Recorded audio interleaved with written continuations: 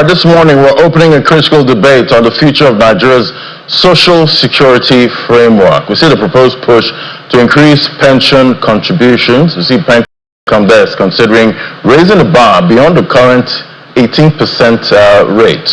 I have to ask, is this, the key to, securing a comfortable retirement for the Nigerian workforce, or is it a burden that could, stifle an already strained private sector? We're examining the tough trade-offs facing policymakers today, and can we afford to hike contributions without triggering a slowdown in wage growth, or worse, impacting employment? And perhaps, most importantly, are we focusing on the wrong demographic?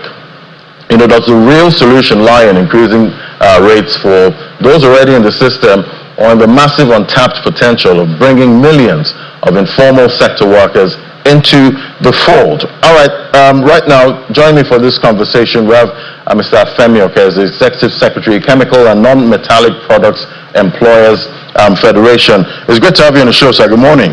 Good morning. And happy new week at this point. So it's a proposal at this point. I believe consultations are still, ongoing. But first, let's look at the business environment. At this time, monetary policy rate 26.5%, CRR, that's from the last meeting for the MPC. CRR, that's at 45%. Inflation, we're at 15.9% for the June numbers. Prime lending rates over 20%, 30% in some, depending on which financial institution you're using. Now we're seeing PENCOM saying, you know what, we need to raise contributions. And ordinarily, the contributions are about 18%. 10%, that's from the employer. 10% from the employers. Then 8% from employees. So that brings it up to 18%. OECD is about 18.8%. Correct. That's a little higher. I guess they're trying to look out for retirees at this point. How are you seeing it? First of all, I want to say thank you very much, Ladi, for having me on this program. The statistics you read, which you gave some few seconds ago, looks a little bit challenging. Businesses are struggling to survive. All you said are right. Inflation is high, lending rate is high, cost of production is high, manufacturing challenges are high. You don't want to squeeze the businesses and make them non-existent. Because I had to say something. You said, is that the solution? Is that the key? Or do you want to put more burdens on the employers? I think the key is to look at how we can do it better. How you can get more people contributing to the pension and not just squeeze those few people who are currently there and then squeeze them to a minority or to non-existent.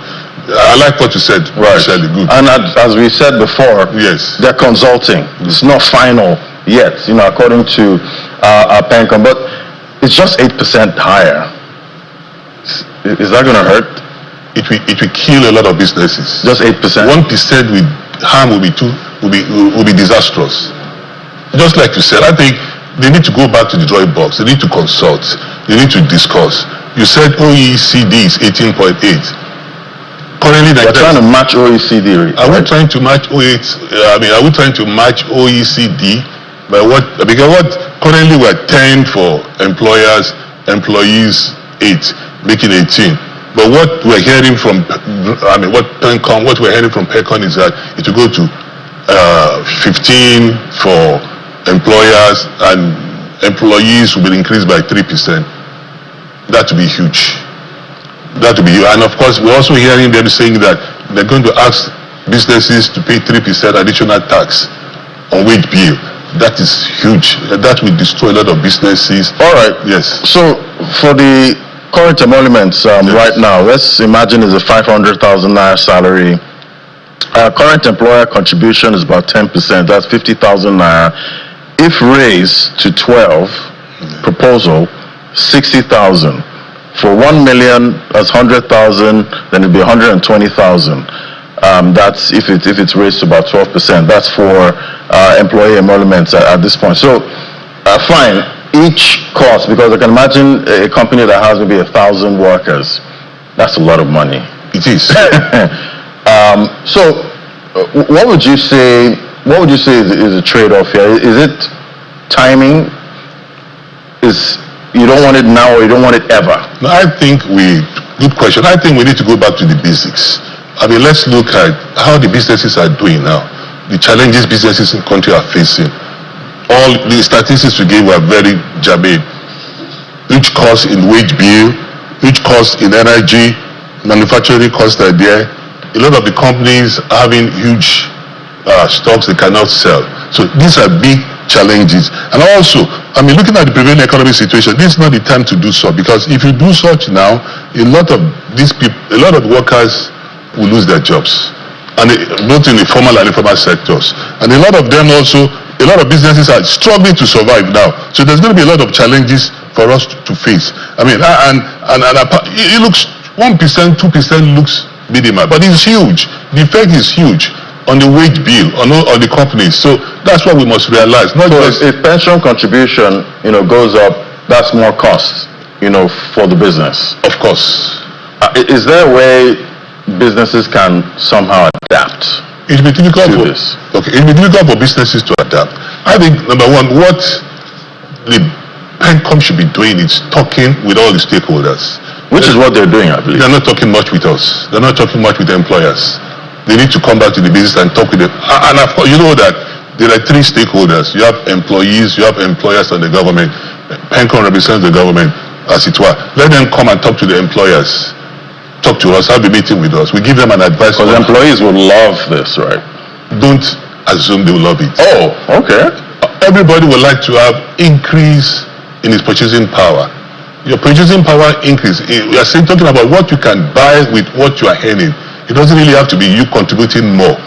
I mean, so if you keep contributing this, what I see on the slide, 50,000, you can get more bananas for 50,000.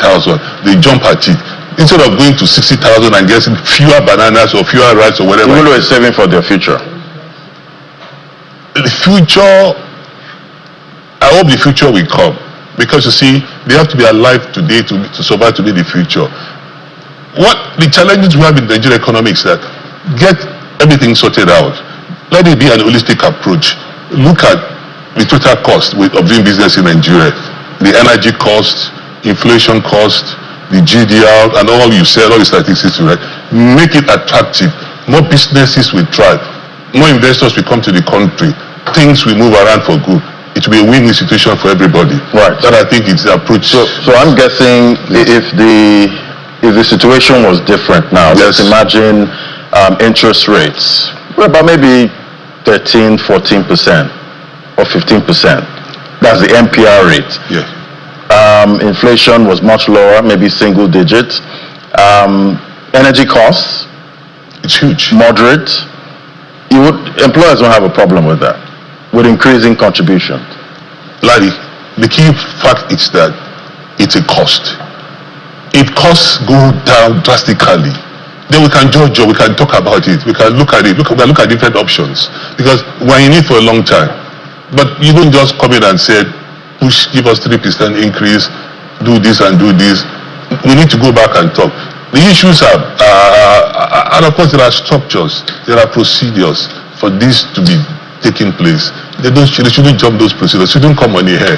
They should come to talk to us, talk to the employees, come to the employers and the government. Tripartite. In 2014, when the pension reform act came into place, there was a lot of discussions, a lot of stakeholders discussions took place, and that's why we are here. We are now, and it was the best. The issue is that do we have an actuarial report that says that the current pension contribution is inadequate? At about 18%. Yes. Do we have an actuarial report that says it's insufficient? Or is the challenges in the economy that makes the 18% to be inadequate? Because inflation is high, costs are high. Most companies have goods unsold. So those are the challenges we are facing. Okay. Yes. So at this point, let's imagine this proposal. We go ahead with this proposal.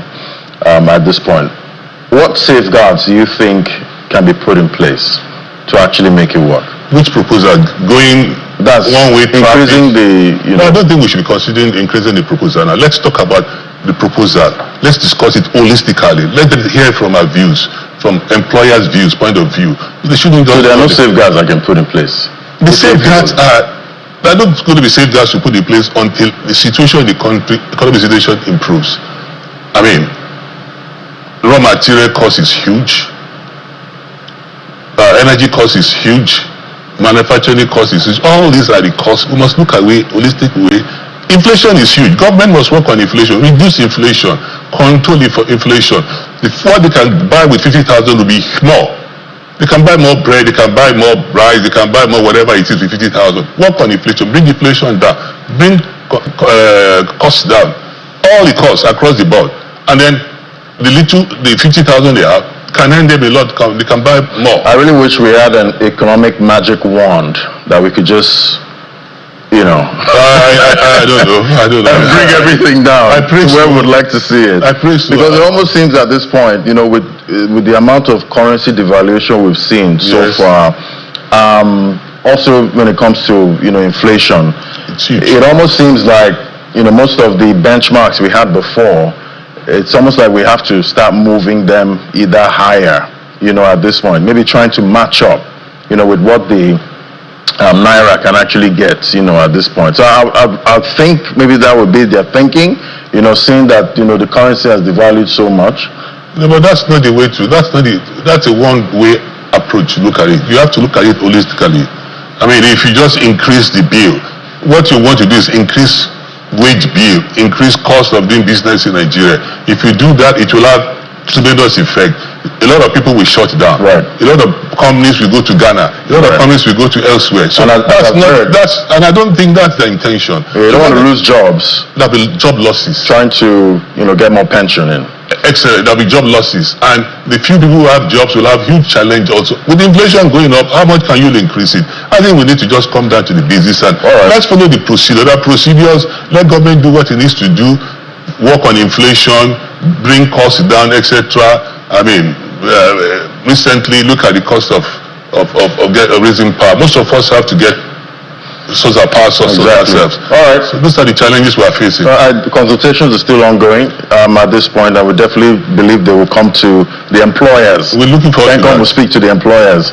At this point. Thank you so much, Sir Femi. Okay, as the Executive Secretary, Chemical and Non-Metallic Products Employers Federation. Thank you so much. Thank you very much, Ladi. Have a great day. Thank you, sir.